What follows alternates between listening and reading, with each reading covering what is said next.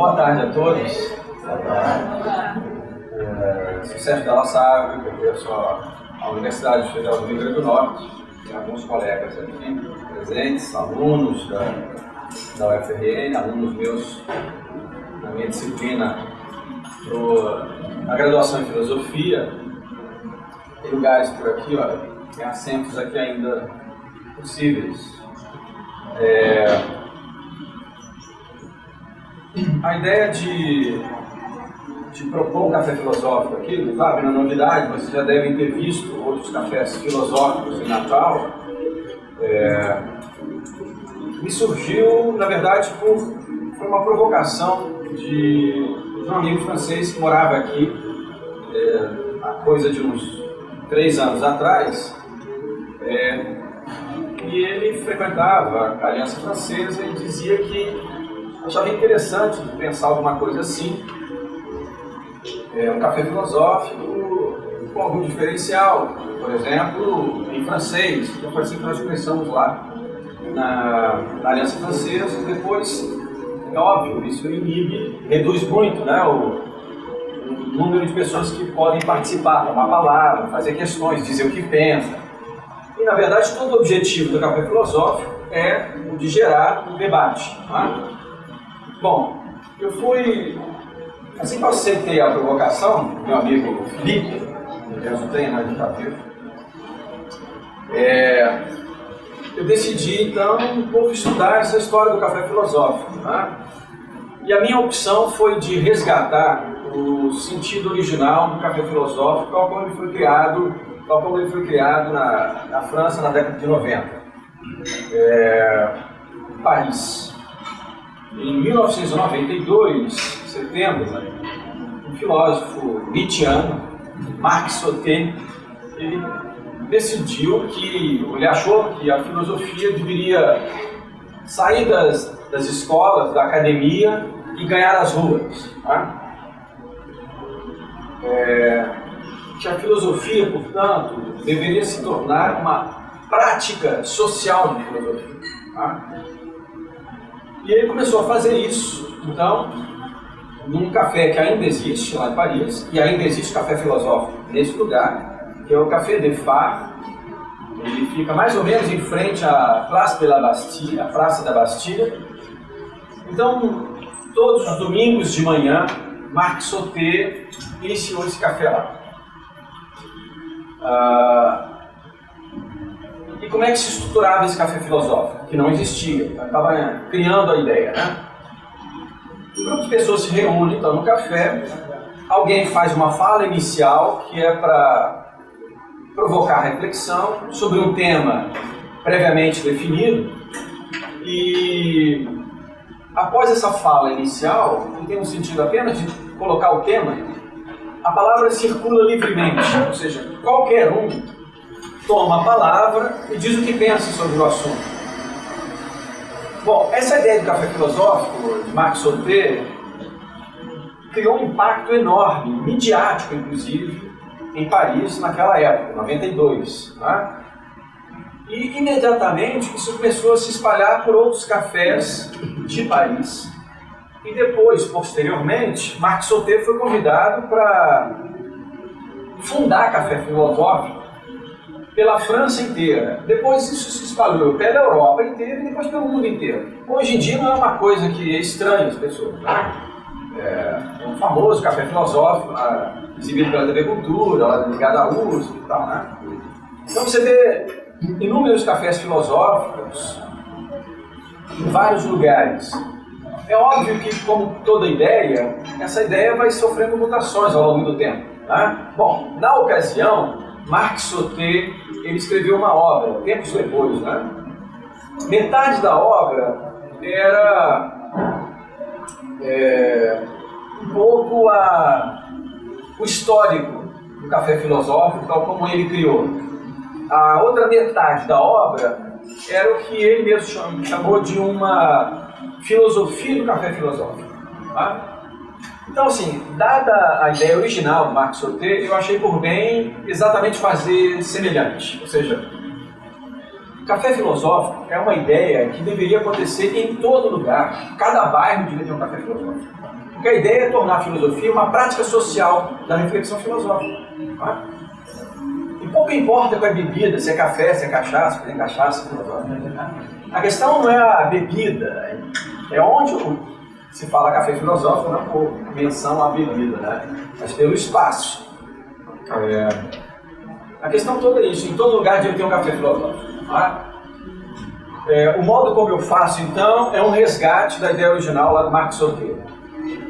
Então, o que nós fazemos aqui, vamos fazer hoje, vamos fazer toda última sexta-feira de cada mês, é esse estilo do café original, tal como ele foi criado por Marx Soter. Então, eu vou fazer uma fala inicial, ela não tem um tempo previsto, mas ela pode durar de 15 a 20 minutos. E a ideia é que, em seguida, qualquer um, tá? Sem formação filosófica, com formação filosófica, pouco importa, qualquer um pode tomar a palavra e simplesmente dizer o que pensa do tema. Pode explorar um aspecto que eu não tratei, pode estabelecer uma demarcação crítica, dizer que discordo, penso outra coisa, pouco importa. A ideia é que todo mundo aqui exerça essa prática social da filosofia. Tá? Porque o que a gente vê, sem criticar as iniciativas, né? O que a gente vê aqui e ali, nomeado café filosófico, no final das contas, o que a gente vê na academia mesmo. Né? É uma palestra, volta e meia tem alguém que faz uma questão, mas muito pouco, mas a questão é para o palestrante, não é isso? Você vê na televisão, né? Você faz uma palestra de 1 hora, sei lá, mais ou menos, depois as pessoas perguntam, tiram dúvidas com o sujeito. A ideia do Marx Soter é uma prática filosófica, uma prática da filosofia não professoral. Tá? É isso, não professoral. Então, assim, vocês não têm que se colar a minha fala é só para lançar o debate sobre o tema que foi proposto. E esse é um outro aspecto da ideia original do Marx Soter. No final da sessão, são os participantes que definem o tema da próxima sessão. Tá? Então, assim, a partir da fala e da discussão que a gente desenvolver aqui, mais uma vez, qualquer um pode propor um tema. Qualquer um. Pode ser uma ideia, depois eu formulo isso de uma forma qualquer, não é? Mas o tema do próximo Café Filosófico, ou seja, na última sexta-feira do mês de abril, será o tema que nós definimos aqui. Está claro isso, pessoal? Ok. A respeito do tema de hoje, então.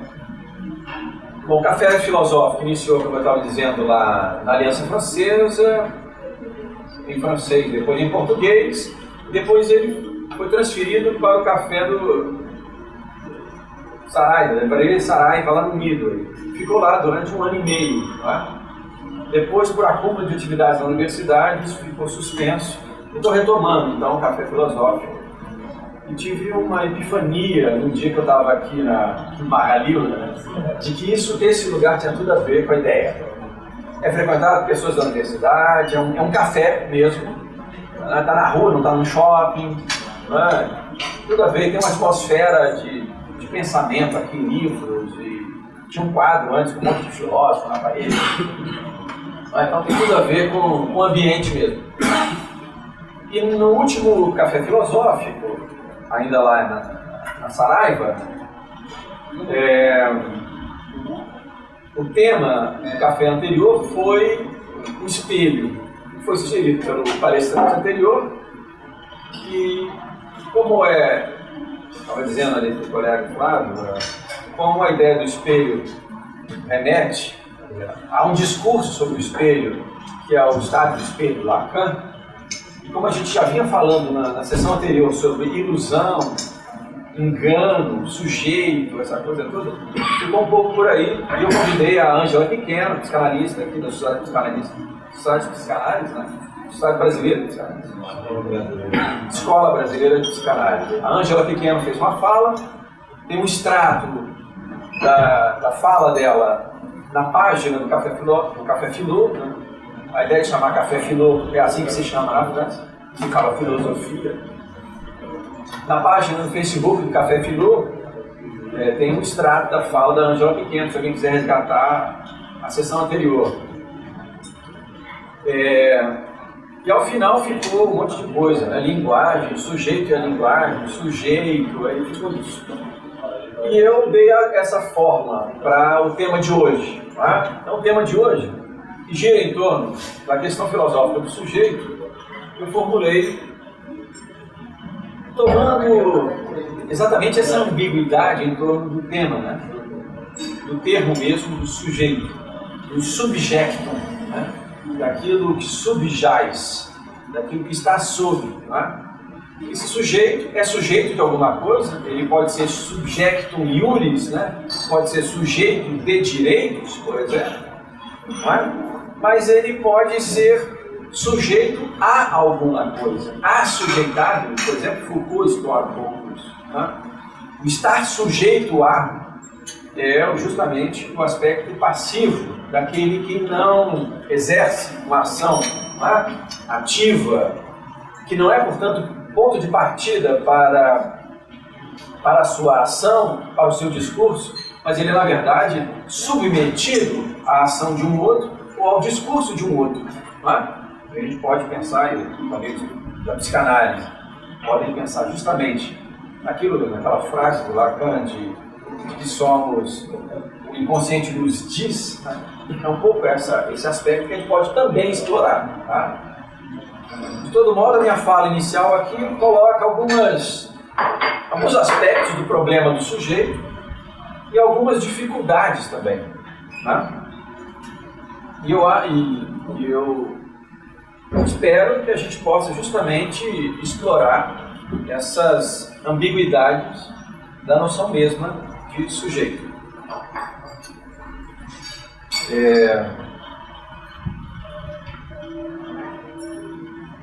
O problema filosófico da questão do sujeito, ele foi, de certo modo, determinado,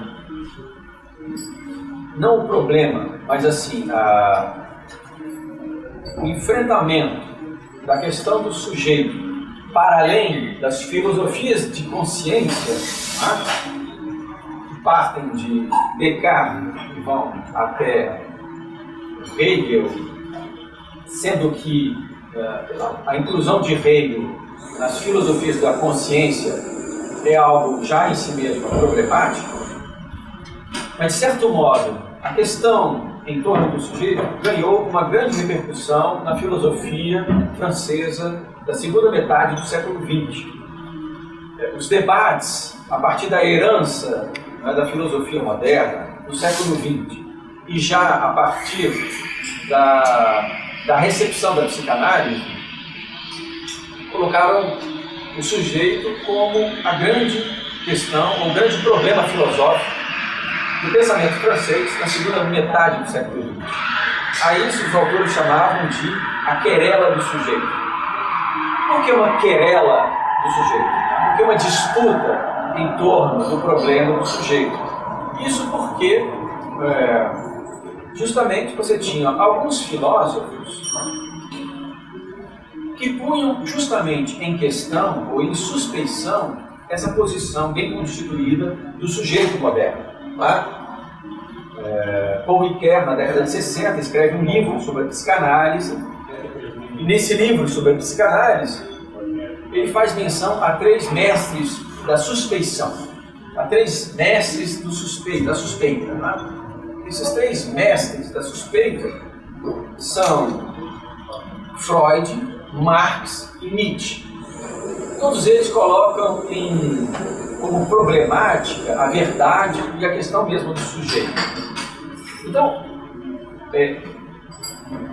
para, digamos,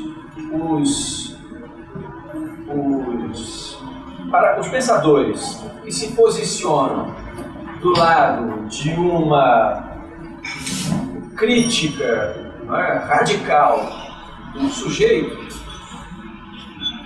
que são os filósofos, os pensadores que se posicionam um pouco do lado lá desses filósofos da suspeita, né? Freud, Marx e e Nietzsche, para esses três, a ideia de sujeito é problemática, né?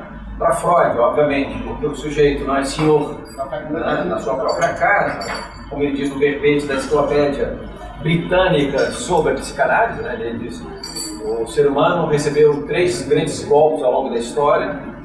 O primeiro lá com Copérnico, né, que nos deu a consciência de que nós não somos o centro do universo, né? Nós habitamos um planeta que, entre tantos outros planetas, gira ao redor do Sol. O primeiro grande tombo da humanidade. O segundo foi dado por Darwin, de que nós não somos uma criatura privilegiada, né, no topo da escala dos seres. Nós somos resultado de um longo e difícil processo de evolução, né, muito acidental, né, de certo modo, e portanto não temos muita coisa a nos vangloriar. O terceiro grande tombo foi dado por ele mesmo, diz Freud, né, pela própria psicanálise, que coloca a ideia mesmo da consciência como um epifenômeno daquilo que nós somos fundamentalmente, e o que nós somos fundamentalmente é o nosso inconsciente. Para Marx, nós somos resultado de um conjunto de relações sociais, portanto, aquilo que o sujeito pensa que é como ponto de partida absoluto, né, dos seus projetos, das suas ações, na verdade é resultado, né, de um processo de fabricação social do indivíduo.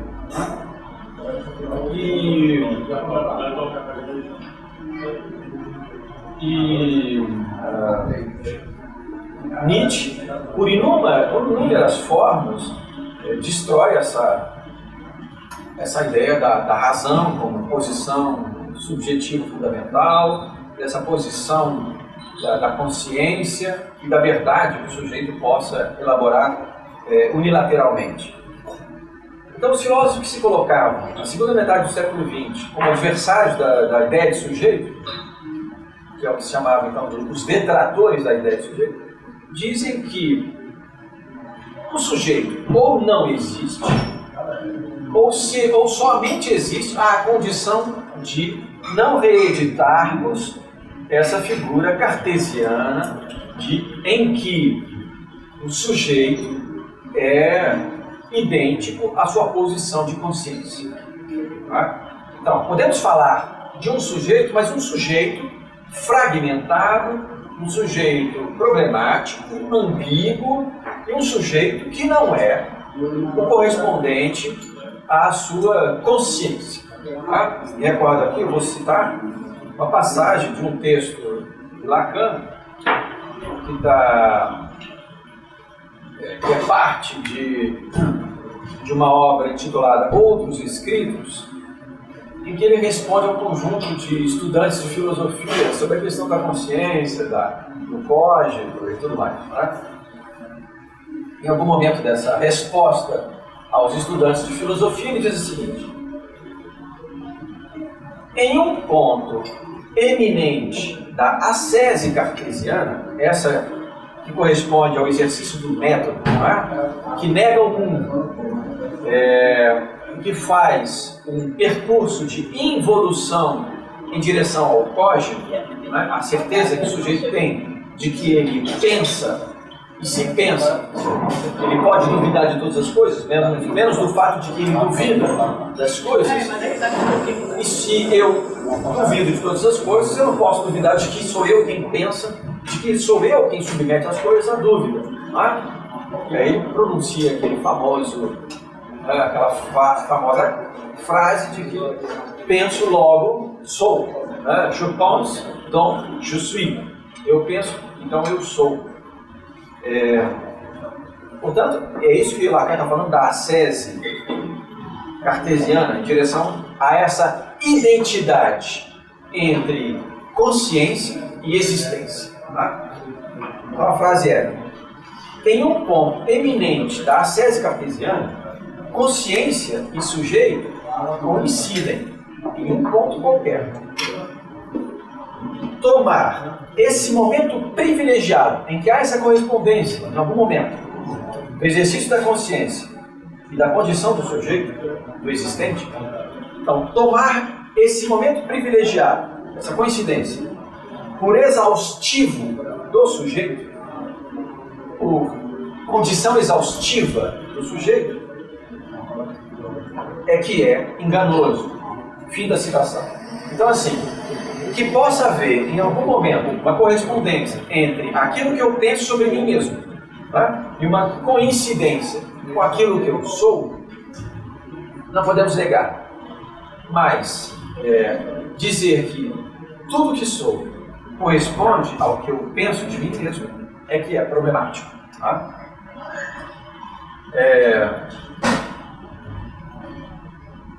Por outro lado, existe um outro grupo, que são aqueles que dizem que podemos sim falar ainda de sujeito.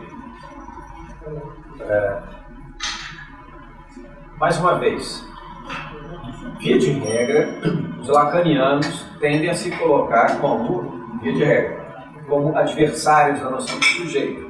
Tá?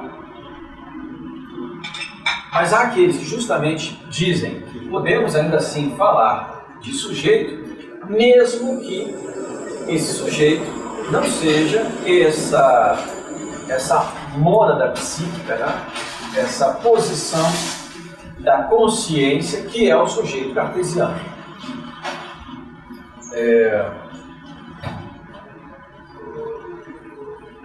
Eu cito, por exemplo, aqui uma frase de Cornelius Castoriadis, que era filósofo francês, de origem grega, e ao mesmo tempo também psicanalista. Ele pensa que a construção imaginária do sujeito significa a afirmação de uma posição que é, ao mesmo tempo, psíquica, portanto, refratária ao social, mas, ao mesmo tempo, estamos falando de um sujeito cuja socialização da psique é não apenas possível, mas ela é condição mesma da existência do sujeito. É preciso que à psique humana sejam impostas, isso de certo modo é violento, um conjunto de significações sociais, as instituições da sociedade, e é preciso que o indivíduo seja capaz de absorver essas instituições da sociedade simplesmente para existir. Tá? Então, Castoriadis tem uma posição um pouco demarcada em relação aos psicanalistas de modo geral, aos psicanalistas contemporâneos a ele. Tanto Castoriadis diz que, sim, psique e social são irredutíveis um ao outro. Tá? Ou seja, nós não derivamos o social da psique, o social é de outra ordem. Ao mesmo tempo, a psique não é integralmente socializável. O que seria isso, aliás? Né? Como seria possível que a nossa psique, que o nosso inconsciente, a psique profunda, o nosso inconsciente, pudesse ser integralmente socializado? Tá? Nós estaríamos produzindo uma monstruosidade, não é? Uma aberração. O que seria isso? Não, claro, não pode tomar a palavra e dizer alguma coisa. O que seria um sujeito cuja psique é totalmente formatada pelo social? Seria um absoluto louco. Ele não seria um sujeito social bem realizado, bem constituído. Ele seria uma aberração. Né? Um sujeito plenamente racional seria uma monstruosidade, não um ser equilibrado, razoável, sensato. Né? Muito bem, então, guardadas essas polaridades, e aliás, Castoriadis diz isso em vários textos, não existe polarização entre indivíduo e sociedade, isso é uma pseudo-questão filosófica. Isso porque o indivíduo é uma fabricação social. O indivíduo, ele diz, é um fragmento ambulante da sociedade. Ele porta sobre si mesmo as significações imaginárias do seu mundo, da sua sociedade. Então ele é indissociável do social. Né? Cada um pode fazer esse exercício de pensamento. Né? Pense em um indivíduo qualquer e retire dele tudo que lhe veio da sociedade. Né? Se 99% do que nós somos nos vem via linguagem, nisso ele está de acordo com Lacan, não é? Nós somos constituídos pela linguagem, fundamentalmente pela linguagem materna, nós somos produto disso. E depois, a partir da constituição, pela linguagem, dos trilhamentos neurológicos que nos permitem absorver todas as outras significações sociais, nós absorvemos tudo mais, não é? Valores, sentido, não é? Tudo mais. Então pense no indivíduo do qual nós pudéssemos extrair tudo que lhe veio do social. A linguagem, justamente, valores morais, conhecimento, princípios práticos, tudo que vocês puderem imaginar. O que resta? O que sobra? Sobra alguma coisa, seguramente, mas não um ser humano. Sobra, sei lá, o ser esquizofrênico, eu nem sei se. A esquizofrenia é a posição justamente de uma fragmentação da personalidade. Não tem centro. Segundo a psicanálise, tal como eu sei, não tem retorno, inclusive. Né? Uma vez que se fragmenta, não tem retorno, não volta. Mais ou menos isso. Absoluto. E uma música completamente maluca também. Uma música que o sujeito pudesse sambar ordenadamente.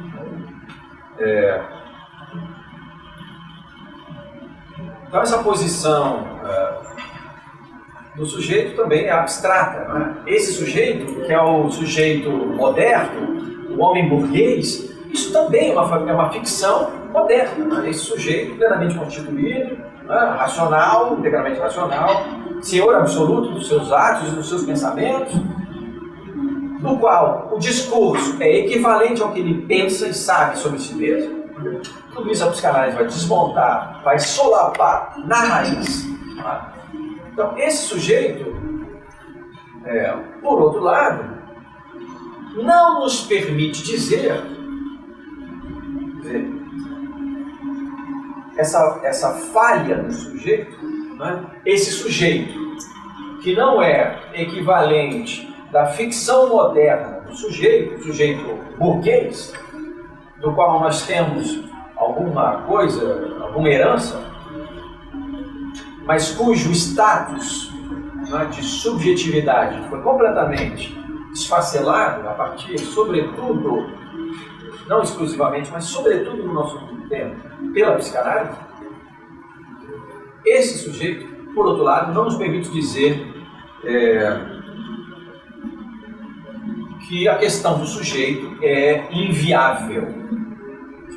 O que nós acolhemos do paradoxo do sujeito, que, como eu disse, domina a segunda metade da filosofia francesa no século XX,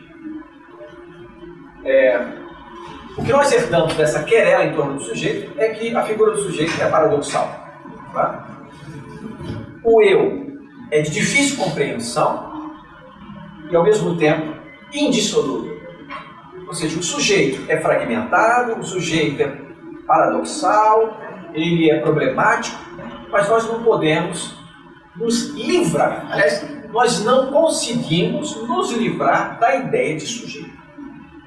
E aí tem uma frase de Castoriadis que eu vou citar, ele diz o seguinte: em toda sociedade, o indivíduo existe enquanto unidade de imputação e de atribuição. Fim da citação. Ou seja, não há sociedade na qual a gente não possa formular esta pergunta: quem? Se em qualquer língua nós podemos formular a pergunta quem, ela remete a uma ideia qualquer de um sujeito que possa dizer, por exemplo, eu não. Tá? Não fui eu. Por exemplo. Tá? Se realmente foi ou não, isso é uma outra questão. Tá? E aí, para findar com a citação do Castoriadis, num outro texto, aliás, ele diz o seguinte: uma língua humana é inconcebível, na qual, eu acabei de antecipar a questão, qualquer que seja a forma gramatical da resposta, a questão não possa ser posta. Quem fez isso? Quem disse isto? Então nós podemos, o que ele diz na outra frase, né, imputar essa responsabilidade a alguém, atribuir tal ato ou tal falha a alguém. O que a gente está vendo nesse espetáculo midiático da política no Brasil torna isso pelo menos um pouco problemático. Né? Essa imputação de responsabilidade fica uma coisa um pouco esquizofrênica na atualidade política brasileira. Mas de qualquer maneira, isso ainda não invalida o fato de que nós possamos formular a questão: quem disse isso? Quem fez isso? Continua Castoriadis. Uma língua humana é sempre língua de uma sociedade. E uma sociedade, como disse lá a citação, é inconcebível se nela não se possa criar a ideia da imputação a alguém de dizeres e de atos. Uma sociedade é impossível se nela não se cria a possibilidade da imputação a alguém de dizeres e de atos. Sob essa forma, a questão quem se reporta, deste modo, à subjetividade que nós podemos chamar de indivíduo social. Uma palavra, antes de eu migrar um pouco, de eu avançar um pouco na reflexão, sobre a ideia mesma de imputação de responsabilidade. Na Roma Antiga, havia alguma ordenação jurídica que permitia à sociedade romana identificar a responsabilidade pelos atos. O pretor, ele publicava a cada ano um editum perpetuum. Curioso nome, né? Ele publicava, o pretor em exercício, publicava a cada ano um editum. Mas esse édito, ele era perpétuo. Engraçado isso. Ele publicava a cada ano uma nova edição, mas ele era perpétuo. Por que ele era perpétuo?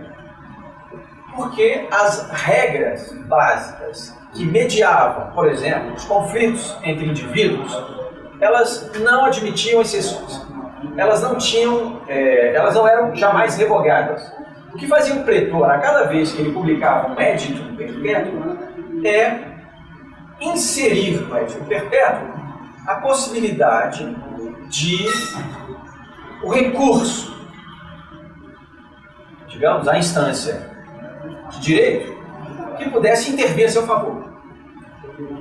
Mas toda identificação de responsabilidade, portanto, toda imputação, né, de culpa ou dolo, se dava a partir da verificação de que determinados dizeres, determinadas fórmulas tinham sido pronunciadas no ato. Por exemplo, no ato de compra e venda.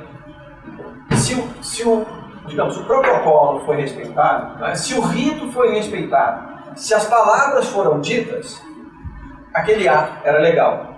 Se alguma das partes não respeitasse aquilo que foi promulgado, acordado, ela estava em dolo, né, ela cometia um crime.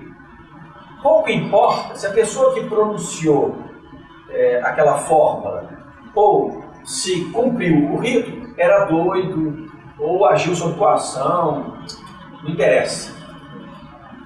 Mas era isso que se fazia. Mas vejam, ainda assim é um exercício de responsabilidade. Não era a barbárie completa, não era o caos. A gente podia mediar o conflito dos indivíduos. Havia uma base jurídica, né, que vinha dos romanos, dos estoicos, então dos helênicos. Né? A base era essa. No contexto da Revolução Francesa, nós temos um avanço. O artigo 64 do Código Penal, oriundo da Revolução Francesa, diz, mais ou menos, né, que o indivíduo só pode ser responsável, o indivíduo é responsável, ou pode ser responsabilizado por um ato, desde que ele não tenha sido coagido por uma força externa à sua própria vontade. Já é um outro avanço. Né? Aponta, de certo modo, para o exercício de uma certa autonomia do sujeito. Né? Salvo se ele não é doido, né? ou se ele não foi coagido, eu posso imputar a ele a responsabilidade pelo certo ato. Ele foi sujeito, subjectum iuris. Tá?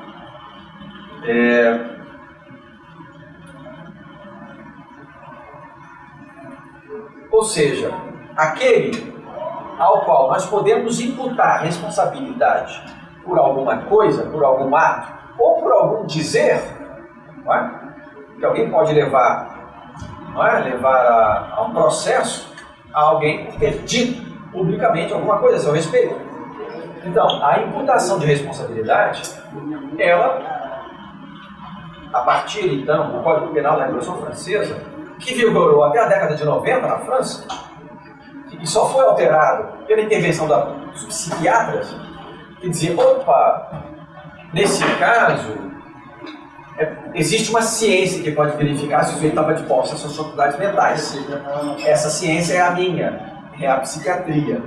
Então não é o juiz que tem que decidir isso. Bom, então houve uma mudança no Código Penal, mas até a década de 90 na França vigorava o Código Penal, esse artigo 64 do Código Penal da Revolução Francesa, tá? Final do século XVIII. Mas de qualquer maneira, já a partir então, da Revolução Francesa, a gente tem a ideia de que o sujeito ele pode ser responsabilizado, ou seja, existe um sujeito desde que haja o exercício de uma atividade reflexiva e deliberativa. Ou seja, o sujeito sabe o que disse, e ele estava de posse das suas faculdades mentais e não foi coagido. Só para dizer, embora os detratores da ideia de sujeito, lá na querela do sujeito na França, segunda metade do século XX, afirmem que essa ideia de sujeito é uma ficção, e os lacanianos vão, pelo menos um grupo, que eu conheço, vão sustentar que essa ideia é uma ilusão, o sujeito não existe. Bom, o que a gente vê é que essa afirmação tem problemas, tá?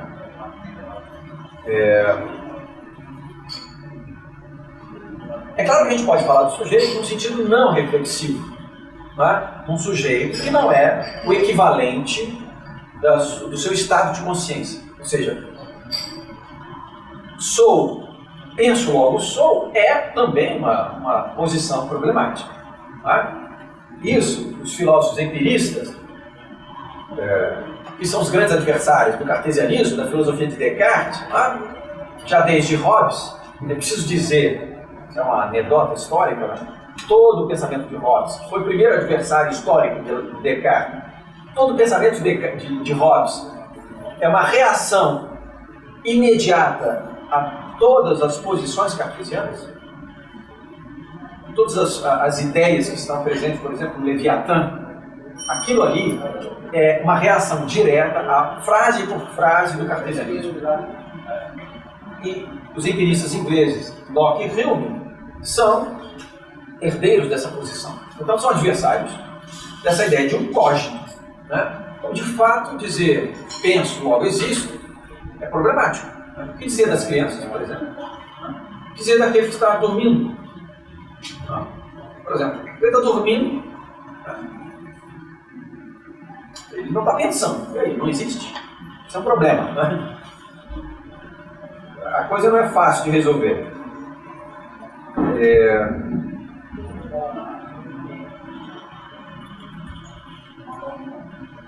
Então, essa posição, né, de uma identificação do eu como fonte distinta de pensamentos e atos, sou eu e não fulano, que penso que fiz X, que prefiro Y, etc., supõe a distinção do sujeito a respeito de outro sujeito e a respeito do que não é o sujeito, os outros ou o mundo. Né? Agora, mesmo aí, isso é problemático. Né? Isso remete àquela ideia, aquela frase de Sartre na obra Entre Quatro Paredes, né? Em que ele diz, vocês já devem ter visto isso, ou lido isso em algum lugar, o inferno são os outros. Ó. Isso, mais uma vez, remete àquela posição cartesiana. Né? Eu não sou todos os outros, eu sou eu mesmo. Né?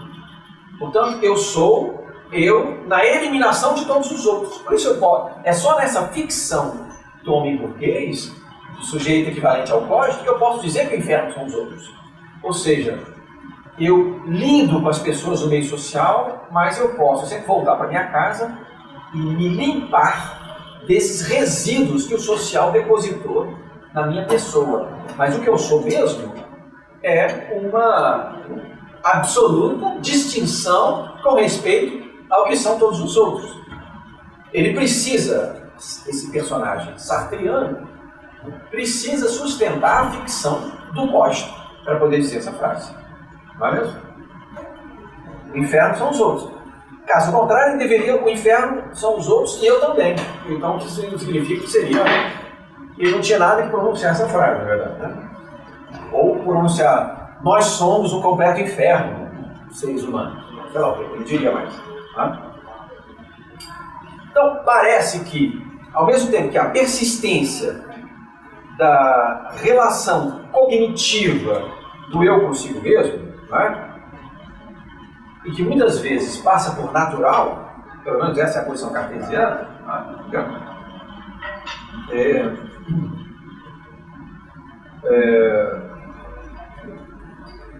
ou seja, uma relação normativa a si mesma, autenticidade, capacidade moral, etc, etc. Com licença, vou ter que atrapalhar a reunião. Não, filma lá. O carro HB20 branco está atracando uma passagem. Pode ir, o carro HB20, beleza. Depois eu corto isso lá da edição. Eu estou chamando assim. Beleza. Não tem nada a ver essa frase com a discussão em questão. A não ser que o sujeito, dono do HB20, seja responsável por estar... Nós podemos imputar é o dono do automóvel a responsabilidade por estar bloqueando a rua. Tá vendo? Não podemos nos livrar da ideia de sujeito. O sujeito vai ter que ir lá tirar o carro. Então, justamente, é o sujeito com capacidade moral. Né? Sei que estou errado e tenho que tomar uma atitude. Né? Muito bem.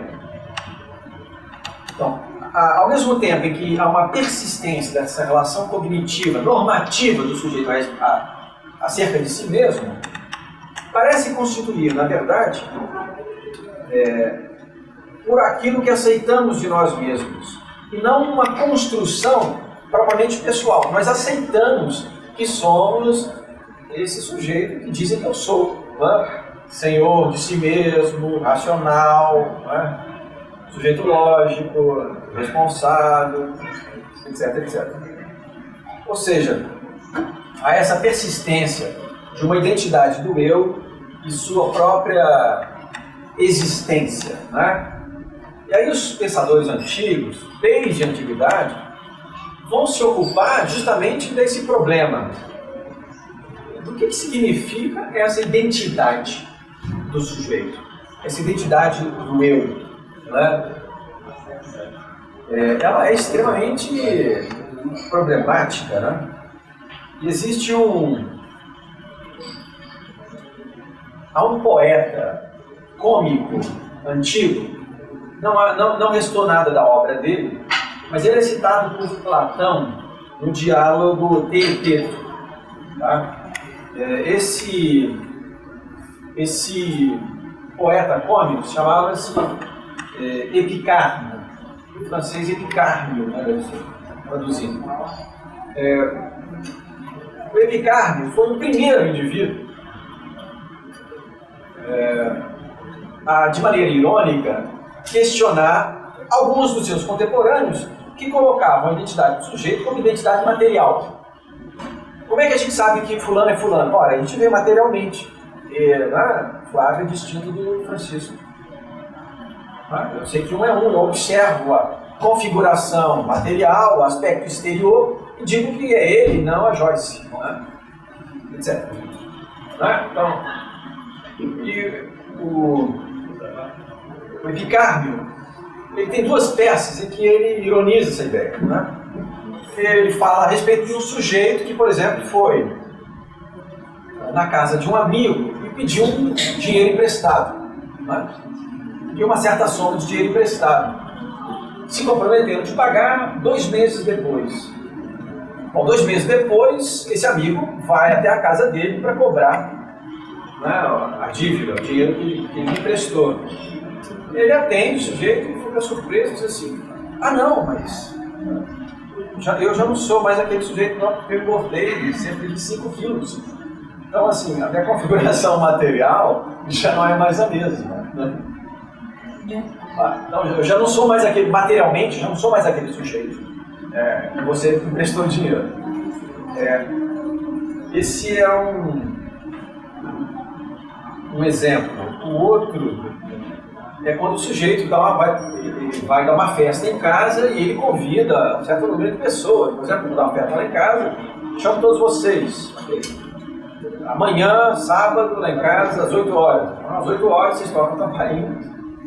Aí eu falo, não, espera aí, você já mudou de ontem para hoje. Lá, cada segundo nós mudamos. Vai dizer assim, nós mudamos o tempo inteiro, então identificar o sujeito, a sua configuração material é pelo menos problemática. Além do mais, mais uma vez, a identidade do sujeito, aquilo que o sujeito pensa por si mesmo, sobre si mesmo, é algo, se não é material, se ele não consegue identificar que ele muda com o tempo, né, é pelo menos problemática, porque se ela não é quantitativa, relacionada à quantidade de matéria, ela pode ser qualitativa. Mas mesmo assim, isso ainda é problemático. Tá? Por quê? Porque a identidade ela pode ser objeto, não é, de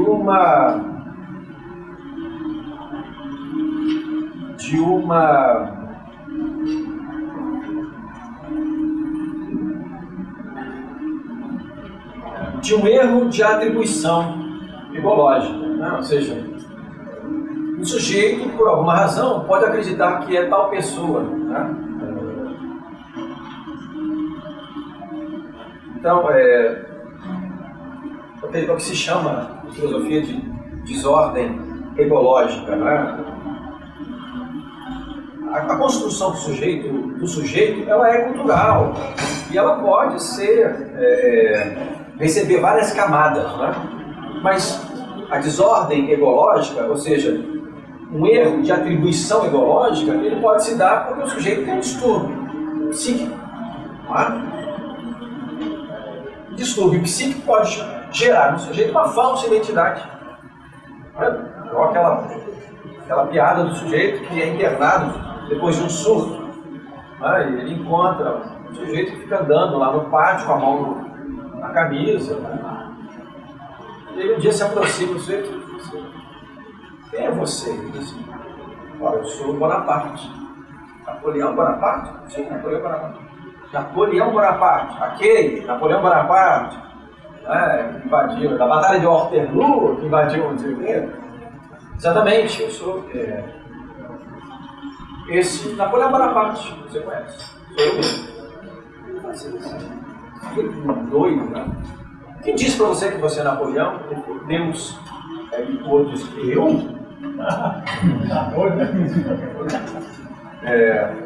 Isso é um erro de atribuição ecológica. O sujeito, ele pensa ser alguém.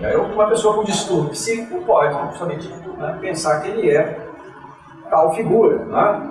Além disso, por uma crença qualquer, messianismo, o sujeito pensa que ele é um salvador, sei lá, o conselheiro lá, Antônio Conselheiro, o sujeito se imbui de um papel histórico qualquer, etc. Além dos erros de patologia psiquiátrica, o culto à personalidade, por exemplo, isso eu estou pulando aqui, estou dizendo o que a gente pode pensar em termos de erro de atribuição ecológica. Por exemplo, Stalin fazia as pessoas aprender, isso era ensinado nas escolas, que ele era o sujeito mais inteligente da União Soviética. Ele era capaz de fazer uma cirurgia em 10 minutos, ele sabia não sei quantas línguas, ele era capaz de resolver grandes equações matemáticas, sem cálculo. Muitas pessoas, quando ele morreu, entraram em crise, em pânico. Justamente. A figura do Stalin era identificada com uma certa persona, como diriam os antigos, um certo prosopon, né? Ou seja, alguma coisa que sou eu mesmo, né? E que muda de um para o outro, inclusive. Né? Os antigos tinham isso. Né? Meu prosopon é a minha natureza, e que é distinta da natureza de fulano de tal. Né? Tem mais uma cadeira aqui, viu, pessoal? Os colegas aí que estão... ele pode dizer muito bem, por exemplo, assim, o médico diz assim, você vai receitar, por exemplo, você precisa fazer umas transfusões de sangue, mas eu vou colocar umas sanguessugas, né?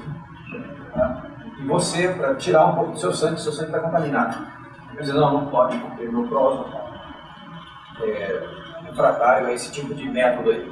Ou então o sujeito, um personagem histórico, inclusive do Ricardo, né? Não é do Ricardo. Epicteto. O personagem Epicteto, em que o sujeito faz assim, o criado dele usava barba, ele fala assim, agora então meu servo, faça a sua barba. Ele falou, não posso, você não faz parte do meu prosopon. Por que faz parte do seu prosopon usar a barba? Porque eu sou filósofo. E se eu fizer a barba, um filósofo sem barba não é uma pessoa séria. Não posso fazer barba. Faz parte do meu prosopon de filósofo. Então, esse problema de identificar o sujeito a uma certa identidade tem exatamente a dificuldade de que essa identidade pode ser construída. Não é? Ela pode ser, por exemplo, imposta por um princípio dogmático de uma religião qualquer, por exemplo. Não é? Diz, de tal possesso. Né? Isso que você está dizendo é resultado de uma possessão demoníaca. Então você não é mais você, o que você está dizendo não é o que você realmente pensa, é o capeta que está tomando posse, então a gente vai expulsar o demônio daí, no limite a gente vai destruir você. Tá? Então tem uma série de dificuldades a respeito dessa posição. Eu vou, para encurtar, passar a duas posições que são posições de empiristas, que mostram exatamente a dificuldade de nos livrarmos da ideia mesmo de sujeito. Vou fazer uma citação que está no ensaio acerca do entendimento humano do David Hume. Para os empiristas ingleses, essa é a posição do David Hume, não há consciência. A consciência, ela é o resultado do conjunto das nossas experiências perceptivas. Tá? Então, eu vou fazendo um conjunto de experiências na vida. São essas experiências, a inscrição dessas experiências numa tábula rasa, que vai fabricar a minha consciência mesmo. A minha consciência é nada mais, nada menos que o resultado das minhas experiências do mundo.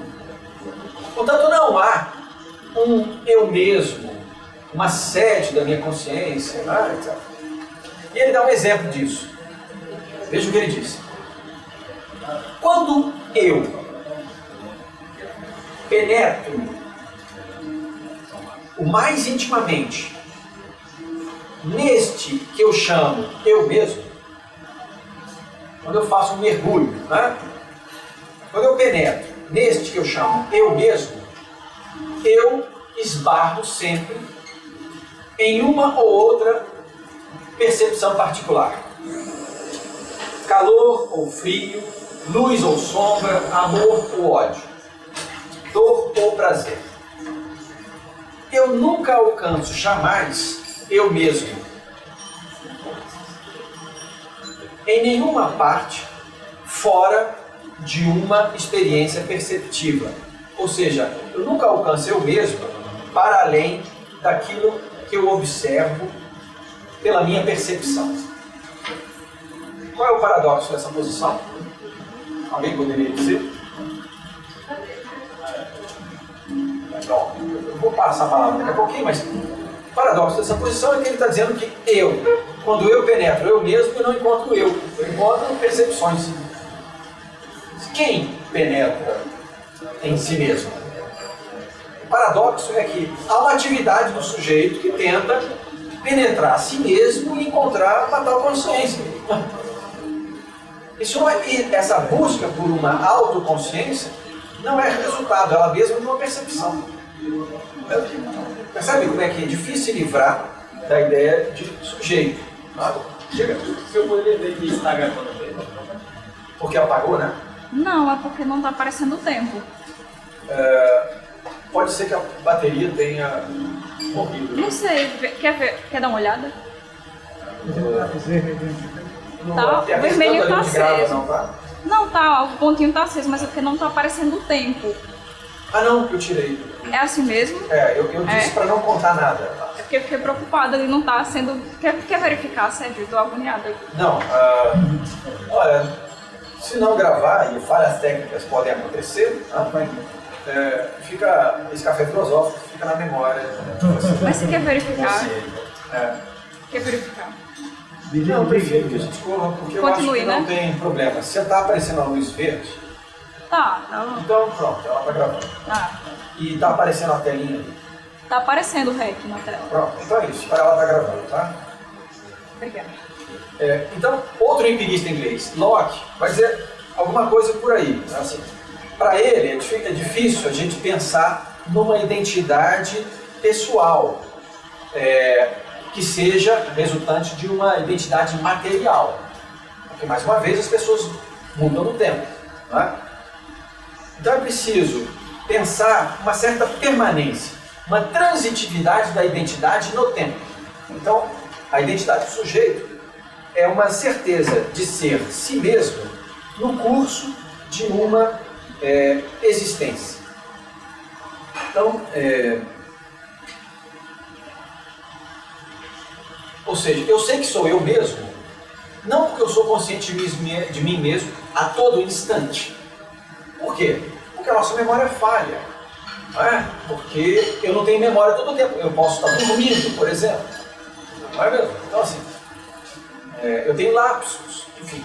Mas eu posso remeter a uma identidade de mim mesmo no curso de uma existência. É isso que diz Locke. Bom,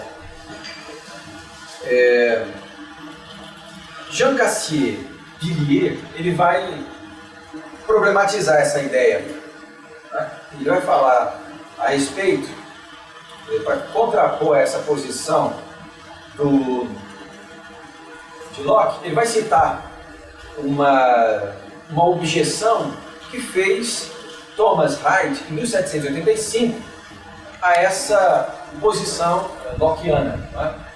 E essa crítica que ele faz a Locke é nomeada de o paradoxo do bravo oficial.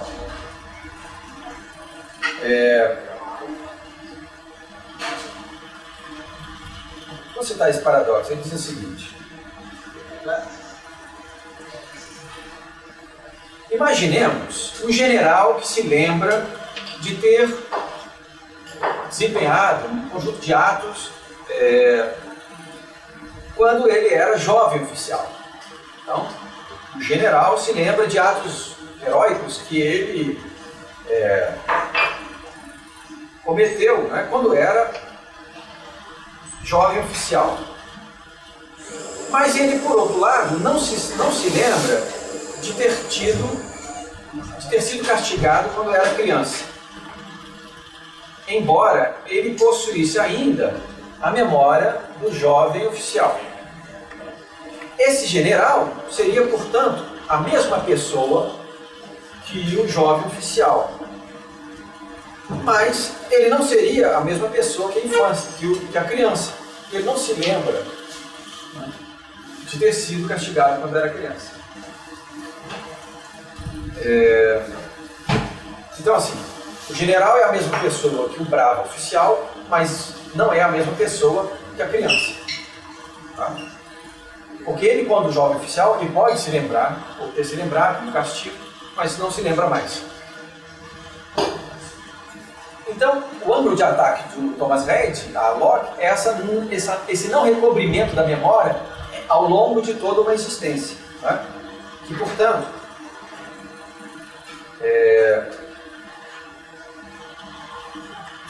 nós temos a posição ao menos problemática, né, de alguém que procura manter-se idêntico a si mesmo, sendo que essa identidade de si, ela é falha. Né? E aí eu vou encerrar e abrindo a palavra, fazendo circular a palavra dos colegas. Eu falei muito mais do que tinha originalmente pensado. Mas acho que a gente pode explorar, por exemplo, essa posição do paradoxo mesmo da ideia de sujeito. Ela é problemática, mas ao mesmo tempo indissolúvel. Nós não podemos nos livrar dela. O sujeito, ele é problemático porque ele não é idêntico à sua própria consciência, não é? Ela falha totalmente, como vai dizer Freud, sou onde não penso e penso onde não sou. E o discurso, lembrando a partilha que faz Lacan entre o je e o moi. Je é o indivíduo, o sujeito da fala, e moi, o sujeito do desejo, né? Onde ele diz o que ele pensa, o que ele é, não é lá onde ele é. Exatamente, a psicanálise trabalha com esses resíduos, não é, da subjetividade, e é exatamente onde falha é que o sujeito é lá onde não está mesmo, na consciência, onde está o desejo. Ao mesmo tempo que essa ideia de sujeito é problemática, difícil e, quiçá, tal como pensavam os modernos, inexistente, ao mesmo tempo o sujeito ainda persiste como unidade de atribuição e de imputação. Nós podemos, como vai dizer Castoriadis, ainda assim perguntar quem disse tal coisa ou quem fez tal coisa. É sempre possível remetermos, né, um ato e uma ideia, um pensamento, uma fala, a algum sujeito qualquer. Bom, esse sujeito, que é sujeito de e sujeito a alguma coisa ou a alguém, é o termo problemático da nossa exploração de hoje. Eu queria agora, então, que cada um pudesse simplesmente dizer o que pensa do tema ou do que eu disse, se contrapor, dizer outra coisa. Estou pensando nessa visão, né, do sujeito, a primeira questão de que a religião ela também um pouco, sobretudo a judaica, né, nessa visão do sujeito num outro viés, né, assim, no sentido que o sujeito ele cada vez menos ele tem menos participação na ação do que numa outra circunstância que o sujeito ele se torna mais latente. Por exemplo, uma pessoa que ela atua com os preceitos, né, religiosos legal, ele sempre atribui a determinada ação Deus, né? Então, por exemplo, eu conquistei tal coisa, mas não foi eu, foi Deus, né? Então eu vejo assim, esse pensamento levado à questão ali do século XIX, XVIII, na verdade, a tendência foi sempre brilhar para um lado mais individualista, né? Trazendo o sujeito responsável pelos seus atos, e isso era o que comprometeu esse pensamento religioso que atribuía menos participação do sujeito e mais a uma ação divina, né? Inclusive, até de certa forma, eliminando um pouco a ação do sujeito em detrimento da ação divina. Então, eu vejo assim, de fato, o sujeito trazer para si o sujeito como responsável de tal ato de fato uma ação contrária a esse pensamento. É totalmente contrário a esse pensamento religioso que tira de si. Quando o senhor deu o exemplo aí, por exemplo, do demônio, era a questão de que a pessoa agiu e diz assim, não, eu agi possuído por uma entidade aí, sei lá, e aí tira de si aquela culpabilidade, né? Está justificado porque eu agi mediante a ação do demônio não cumprir ele. E esse pensamento é totalmente contrário a essa visão filosófica de que o sujeito assume em si tanto a responsabilidade pelo mérito da coisa, como também pelo demérito da coisa. Então, eu achei interessante essa sacada assim, do pensamento, levando em consideração ainda mais a época, isso aí foi desde o período medieval, esse pensamento muito carregado, né, desse sujeito como alguém que, na verdade, estava mais numa situação passiva do que ativa, E ao longo do tempo ele foi perdendo essa concepção, ela foi, na verdade, caindo, né? E aí foi se sobrepondo uma visão mais individualista e mais pró-sujeito do que na visão anterior. O que mais? Eu gostaria de colocar minha visão que talvez seja uma afronta a todos esses pensadores citados pelo Sérgio. Eu sou astrólogo e a visão da astrologia é que, enquanto identidade, nós somos resultados de um instante de nascimento. Quando nascemos, nós temos nos chamam de chakras, né? Os canais energéticos, e recebemos um fluxo luminoso, energético do céu, que no instante do nascimento constrói todo o nosso ser, mesmo o nosso futuro.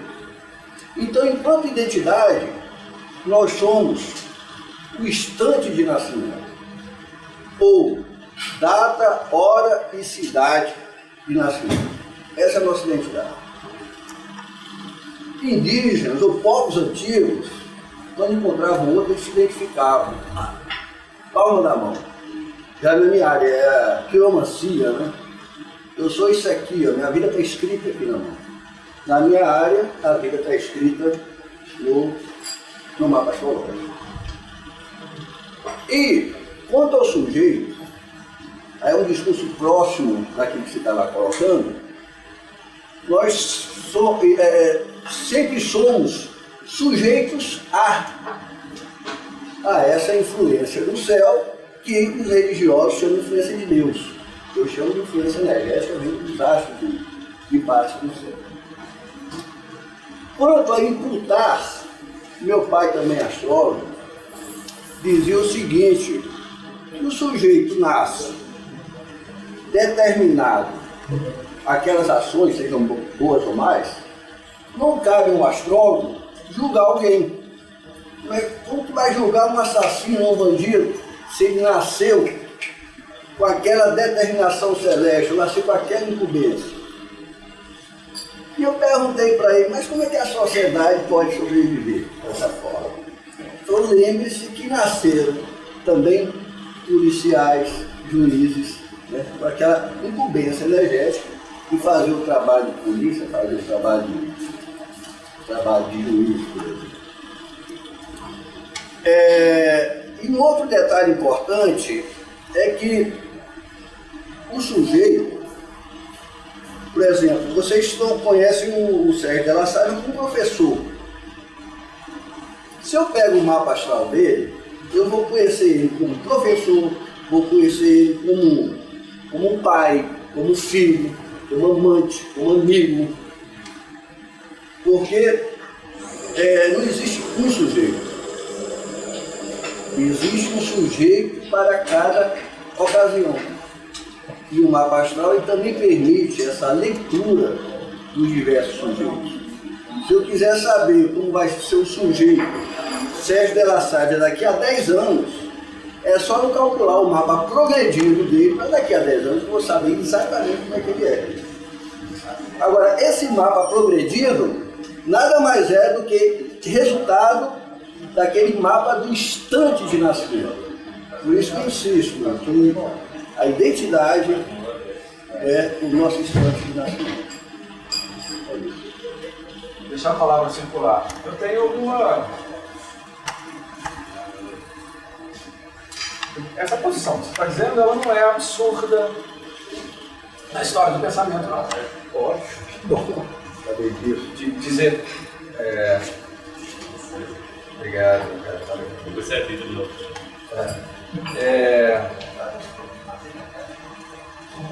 Um filósofo chamado Baruch Spinoza, ele formulou a seguinte ideia: tudo que é, tudo que existe, é ou modo ou atributo do absoluto. Então, o que é desde sempre é o absoluto. Absoluto, ou Deus, ou natureza. Ou seja, a única força, ser, entidade, que vocês quiserem nomear, que se autoproduz e produz tudo mais, seria Deus, ou natureza, ou absoluto. Tá? Que cria incessantemente. E cria porque é da natureza dele criar. E não Deus ou natureza. Está lembrando, Spinoza, de origem portuguesa, era judeu e foi expulso, inclusive, da comunidade judaica, acusado de panteísmo. Então, para ele é o seguinte: só o absoluto cria, e cria porque é da natureza dele criar. Ele não pode não criar. Por isso ele é livre, porque a liberdade dele é idêntica à sua necessidade. Tudo mais é ou modo ou atributo do absoluto. Tá? Lacan, quando escreve sua tese de doutorado, ele diz: uma teoria da personalidade só é possível com base no pensamento de Spinoza. Spinoza é o autor fundamental da tese de doutorado de Lacan. Lacan pega muito disso, de Spinoza. O S barrado, o sujeito da fala, ele é e não é, assim como os indivíduos. Tudo que é só é porque participa do absoluto. O sujeito da fala só é sujeito da fala porque ele participa de uma rede de significantes que o dizem, da qual ele participa. Ele está enredado numa rede de significantes, e ele exprime isso pela fala. Mas ele não é sujeito da fala. O que ele diz não é correspondente ao que ele elabora na sua cachola. Tá?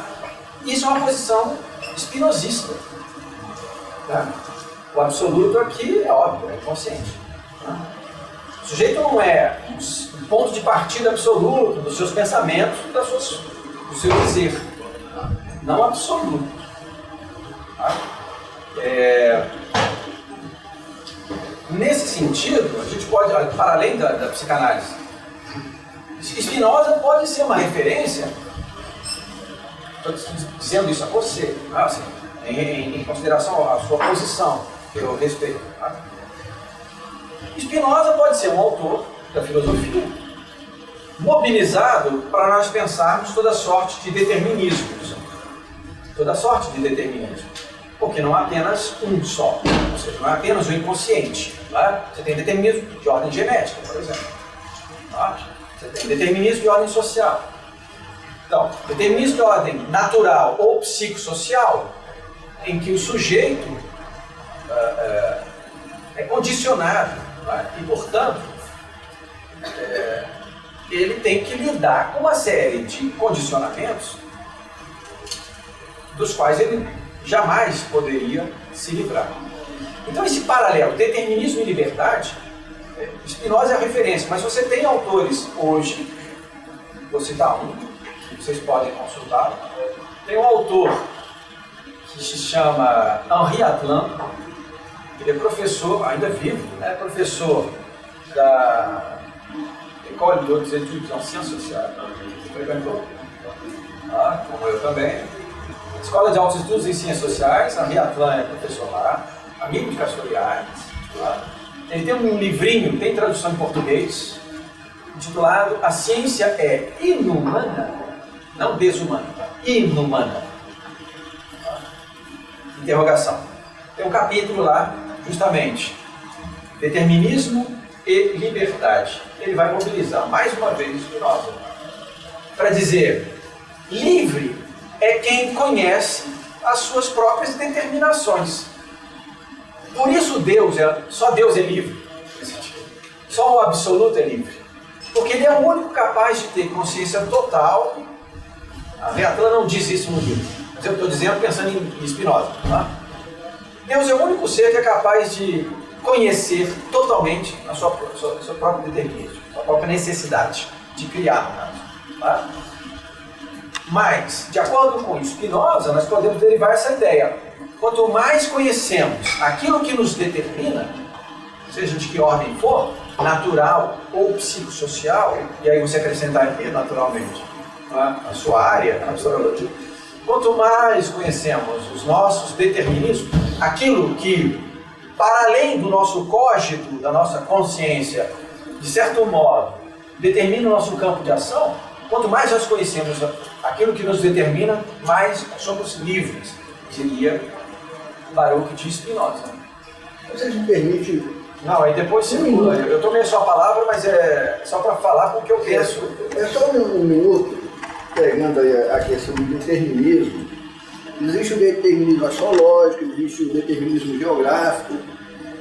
E uma coisa curiosa é o seguinte, da mesma forma que você faz o mapa astrológico do indivíduo, você pode fazer um mapa astrológico de uma cidade, de um país, de um estado, né? Que a gente chama de astrologia mundial. Depois você faz. Pois bem, uma vez eu viajando de Brasília, eu moro em Brasília, de Brasília para a Bahia, a gente passa por Minas Gerais e eu parei na divisa. De um lado tinha um botequinho onde fui tomar café, no território goiano, e atravessando a rua tinha uma padaria no território baiano. Mas a comunidade era a mesma. Tomei um cafezinho e o sujeito lá falou, senhor, tá bom, quer mais açúcar e tal, aquele sotaque goiano. Quando atravessa a rua na padaria, o sujeito lá fala, como vai meu rei? Totalmente baiano. A questão de atravessar uma rua. Então, esse determinismo, né, que eu vejo, seja celeste, seja geográfico, eu percebo como uma coisa realmente absoluta. Bom, você pula a palavra, eu queria ouvir o pessoal. Eu tenho uma questão, na verdade, né? Uma observação, mas eu acho uma questão interessante para se levantar. A construção do sujeito enquanto sujeito, mas não a construção do sujeito em oposição a um objeto, por exemplo. O sujeito diferencia o sujeito do objeto. Porque a gente tem que perceber, principalmente algo que está sendo mais evidente hoje em dia, até quando a inteligência artificial não se construirá um sujeito. Né? Então, eu acho que seria interessante também perceber como a gente se constrói o sujeito em oposição a isso. Né? A esse futuro que está cada vez mais próximo. A gente tem que pensar, mas o objeto é fruto de uma ação do sujeito. Mas se for essa definição, do objeto está sendo sujeito, portanto, a inteligência artificial não seria sujeito, o pensamento também não é fruto do sujeito. Esse pensamento que às vezes caracteriza quem somos, também seria um objeto, não um sujeito. Não é algo que eu sei ainda, não é um raciocínio fechado, mas eu acho que é uma questão interessante para se Nesse mesmo ponto, eu estava realmente pensando em perguntar, porque essa semana mesmo saiu no noticiário algo sobre um robô, ele conseguiu, baseado na rede social, ele construiu sobre ele uma mentalidade, por exemplo, nazista. Assim, se nós concebermos esse sujeito baseado no meio, a gente vai criar monstros, né? Como o professor pode falar lá na psicologia, a gente realmente vai criar monstros. E nesse aspecto, é bem provável, né, que daqui a alguns anos a gente considere, como o colega falou aí, do meu ponto de vista, que vamos trazer muita similaridade entre pessoas e robôs, e eles seriam sujeitos. É uma questão complexa, porque eles vão pensar, né? Eles com certeza vão pensar. Vocês pensam?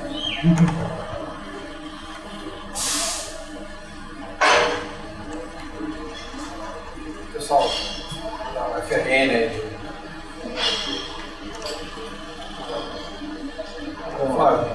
Da tava querendo falar uma coisa, mas não tem conexão, na verdade, com essa. Então, por isso que eu tava aguardando, né, para saber se alguém ia querer continuar essa ligação. Se ninguém for, vou, na verdade, colocar um outro assunto, mais relativo, vamos dizer assim, a reação, né, à sua fala.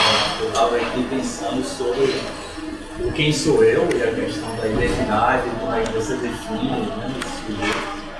Eu acho que a gente, para responder essa pergunta, a gente sempre passa muito pela memória, né? Ou seja, é preciso buscar na memória recursos que façam uma ligação entre quem você era e quem você ainda é, para você buscar uma certa identidade, manter uma certa coerência em relação àquilo que você é, né? E a memória é uma coisa extremamente frágil, né? Então, se a gente pensar na questão das doenças neurodegenerativas, como Alzheimer, né? Depois que você vai perdendo a memória, como é que fica o sujeito ali, até que ponto a gente pode falar de um sujeito depois que você já não sabe mais reconhecer, você quer sua esposa, seu pai, sua mãe, né? Então, como é que fica a questão da memória afetada, né? E uma outra questão em relação à memória, quanto ela é frágil, mesmo quando você não é acometido por uma dessas coisas. Eu lembro de uma história contada pelo Dr. Hill, né, que ele disse que encontra em um dado momento nos diários que ele escreveu, né, há muito tempo atrás, na adolescência, e ele se depara com essa página, né, em que ele escreve uma coisa mais ou menos assim. O que aconteceu hoje foi de uma importância tal na minha vida, né, que eu não preciso escrever, né, isso vai estar gravado na minha memória para todo sempre. Tamanho foi o impacto dos acontecimentos do dia de hoje. E ele se depara com essa página do diário dele da adolescência, muitos anos depois, e ele não faz a menor ideia do que aconteceu. Ele não sabe o que ele estava fazendo diferente. Então, esse estranhamento entre encontrar ele escrevendo uma coisa, né, e ele depois não conseguir se lembrar, mostrando o quanto essa memória pode fugir, né? O Nietzsche também, tem uma passagem do Nietzsche que é assim, né? Eu fiz isso, diz a memória. Né? Eu não fiz isso, diz o orgulho. Por fim, a memória cede. Alguma coisa se perde lá onde você não quer se reconhecer como tendo sido autor daquela coisa. Então isso mostra, na verdade, o quanto essa memória ela é frágil, quanto ela é dada a alterações, e dentro do âmbito da psicologia geral, quando a gente vê isso dentro do âmbito de processos básicos, que o Alan está pagando lá, a disciplina, né? A memória ela se parece muito mais com a história que a gente conta do que com o aparelho que registra, com a câmera aqui. Ou seja, a memória humana ela funciona muito mais como uma história contada, uma narração. E daí, se você pensa dessa perspectiva e lembrar do famoso telefone sem fio, né? O que você não faz com as memórias que te constituem sua identidade?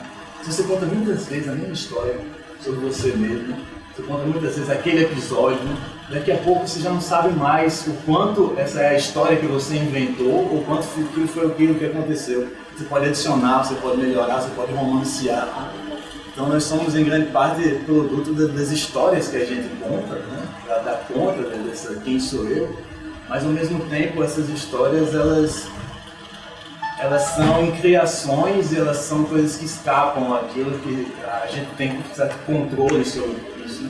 Então, eu acho que para finalizar o que eu estava pensando, na verdade, o quanto nós não coincidimos conosco. Né? A gente não coincide, há um desencontro entre quem somos e aquilo que podemos às vezes contar, que podemos saber. Né? E aí eu penso assim que a psicanálise é sobre isso, né? É sobre o fato de que a gente não coincide consigo próprio, o ser humano não coincide consigo mesmo, e que esse sujeito de alguma maneira ele escapa, né, a ele próprio. Então, foi isso que me ocorreu aqui, compartilhando. Maravilha. De fato, acho que a gente está sintonia nesse sentido, quanto a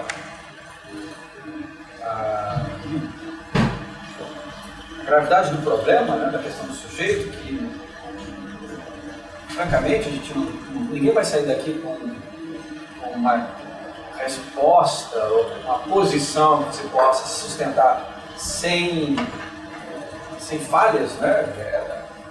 que eu justamente procurei tratar, minha fala eu procurei evidenciar, é o fato mesmo de que essa noção de sujeito, ela é problemática, né? Ela é falha, é fragmentada, isso eu diria desde Hegel, fenomenologia do espírito, que é a base, inclusive, da ideia do estado de espelho de Lacan. Aquela frase que está no estado de espelho, está quase que ipsis literis, na fenomenologia do espírito, que a consciência só se constitui na relação com outra consciência. Isso é a fenomenologia do espírito. Não há uma auto-elaboração da consciência como algo isolável, destacável do conjunto das relações que a gente tece, né, com outrem. Tudo isso mostra o quão é problemático essa ideia mesma, né, do sujeito, essa fragmentação, né, da ideia mesmo do sujeito, dessa não correspondência. Agora, nós só poderíamos, por outro lado, dizer que o sujeito não existe, ele é uma ilusão, se a gente está entendendo por sujeito um estado do indivíduo, tá? Uma constituição qualquer em que a gente possa descrever por alguns critérios, e nós vimos o quanto isso é difícil, né? Porque você pode usar critérios materiais, quantitativos, qualitativos, a memória, o que me diz, né, dessa identidade do sujeito, mas assim, nós só podemos jogar fora a ideia de sujeito mesmo se a gente sustenta e mantém aquela velha ideia de sujeito, né, moderno, ou seja, o sujeito não como um projeto, não como uma instância problemática, socialmente elaborada, mas como um estado do sujeito, tá? Como uma condição da individualidade. Se a gente mantém essa posição, mais uma vez, estamos aí à mercê das várias críticas que o Flávio levantou, pelo menos uma delas, né? O Bernard Williams, justamente a respeito dessa ideia de como é problemático, você evocou a questão da memória, sabe? Eu fico pensando, todo mundo aqui ou tem alguém na família, ou conhece alguém que no final da vida tem problemas de memória. Realmente, para quem convive com a pessoa, se é uma pessoa que você ama, né, o fato desse ente querido perder a memória é algo muito desconcertante. Né? Quando você conversa, no meu caso, com meu pai, né, em que ele diz algo no qual eu não reconheço meu pai, né? Isso é desconcertante, porque é como se não fosse a pessoa que estivesse ali, de certo modo. Isso para mostrar como a questão da memória, né? Memória pessoal, é algo difícil de fazer equivaler a essa identidade suposta do sujeito. E um outro problema a esse mesmo respeito é dado justamente por um exemplo que Bernard Williams evoca de uma possibilidade, por exemplo, de alguém que pudesse estudar a biografia de uma personalidade pública, estudar nos mínimos detalhes, estudar de tal modo a biografia que ele seria capaz de se lembrar de inúmeros, sem número de questões ou de detalhes da vida dessa pessoa. Então ele retém na memória minúcias da biografia de uma outra pessoa. Tá? Ora, isso então, nessa tese que faz corresponder a memória à identidade do sujeito, nos permitiria dizer que fulano de tal é a própria biografia que ele memorizou. Né? Então assim, se alguém estudasse a biografia de Barack Obama e soubesse de detalhes da vida de Barack Obama, né? Em minúcias, em um conjunto extenso de referenciais, de memórias, ele poderia dizer assim, não, eu sou Barack Obama. E aí começa a expressar o que ele tem na memória que corresponde à vida de um outro. Vou mostrar, claro que é um exemplo irônico de Bernard Williams, para mostrar como é problemático essa aproximação, essa identidade entre memória e identidade pessoal. Tá? A outra é a ideia de que essa identidade pessoal é colada ao cérebro, né, do sujeito. Evoco um pouquinho o exemplo que vocês estavam considerando ali, a inteligência artificial, que na verdade isso é uma questão que remete lá a Locke,